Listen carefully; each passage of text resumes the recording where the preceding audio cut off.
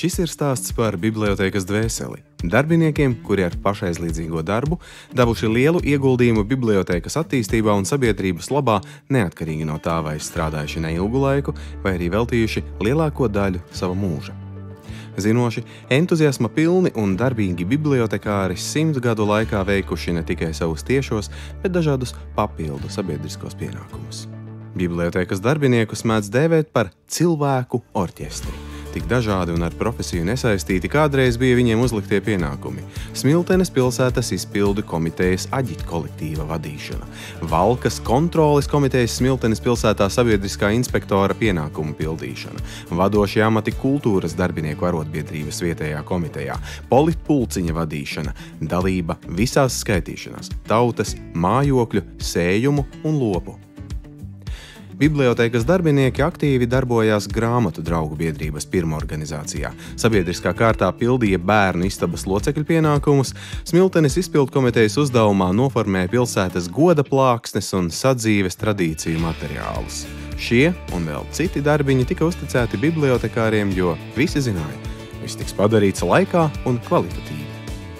Mainoties situācijai un valsts iekārtām, mainījusies arī bibliotēkas darbinieku ikdiena un profesijas specifika.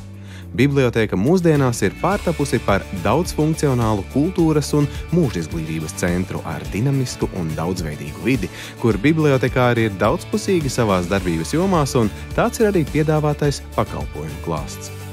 Mūsdienās bibliotekārs ir uzticams palīgs dažādās jomās, gan nepieciešamo grāmatu un žurnālu sarūpēs, gan konsultēs datora un interneta izmantošanā, gan būs padomdevējs visdažādāko ikdienas dzīves situāciju risināšanā, gan pasākumu un izstāžu organizators. Bibliotekāru misija – palīdzēt un iedvesmot cilvēkus, lai padarītu viņu ikdienu labāku, veicinot ik viena piederības sajūtu un iesaisti vietējās kopienas dzīvē. Startautiskās bibliotēku asociāciju un institūciju federācijas publisko bibliotēku manifestā uzsvērts.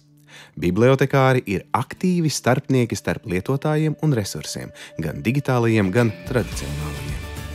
Mūsu bibliotēkas darbinieki ir apgūši labas medijpratības un informācijpratības prasmes, lai ar savām zināšanām palīdzētu ikvienam iesaistītu mūžizglītībā.